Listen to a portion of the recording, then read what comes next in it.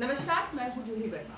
पश्चिम बंगाल का चुनावी रण जैसे जैसे चरण होते जा रहे हैं, दिलचस्प होता जा रहा है और हर चरण के बाद ममता बनर्जी बीजेपी के मायाजाल में कुछ पहले से ज्यादा उलझी हुई नजर आती हैं।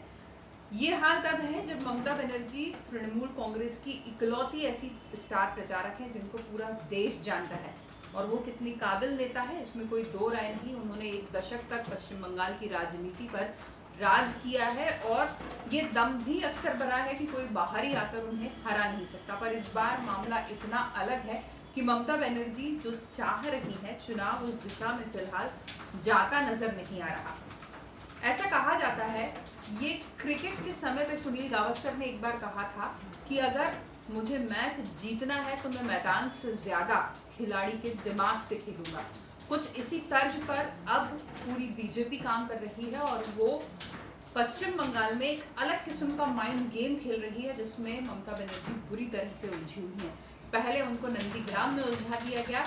ऐसा लगता है कि जो मोदी ने तय किया है, जो अमित शाह ने तय किया है, बंद कमरे में जो रणनीति बनी है, ममता बनर्जी बीजेपी की उसी रणनीति के अकॉर्डिंग वही सब करती जा रही है जो बीजेपी आलाकमान चाहते हैं।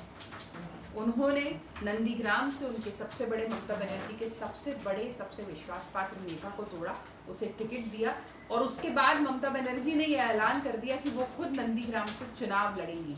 इसे ममता बनर्जी की हिम्मत के तौर पर देखा गया पहले कि उन्होंने नंदीग्राम को जीतने के लिए खुद अपनी सीट छोड़ दी।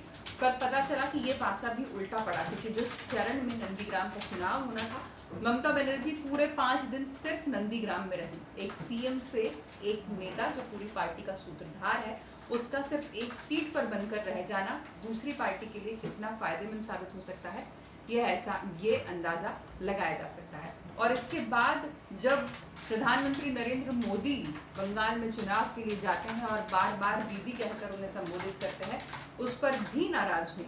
ये माइंड गेम बीजेपी ने सिर्फ चुनाव प्रचार से शुरू नहीं किया है, ये माइंड गेम उस दिन से चल रहा है जब ममता बनर्जी भरे मंच से बौखलाई थी कि जय श्री राम के नारे कैसे लगाए गए। वही बौखलाहट, वही शॉर्ट टेम्पर्डनेस बीजेपी पकड़ चुकी है। ममता की रुकती रग उनके हाथ में है और वो धीरे धीरे वही माइंड गेम खेल रही है जिसमें ममता बनर्जी उलझती जा रही है।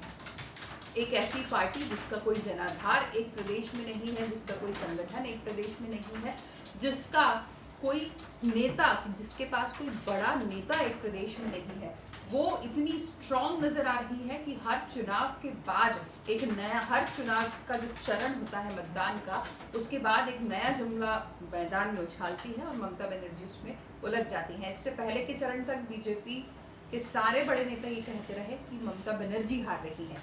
एक चरण पूरा हुआ, उसके अगले चरण में टीएमसी हार रही है और अब नरेंद्र मोदी पश्चिम बंगाल में खड़े होकर कहते हैं कि टीएमसी पूरी तरह खत्म होने वाली है और ये बौखलाहट टीएमसी के नेताओं समेत ममता बनर्जी में भी नजर आती है।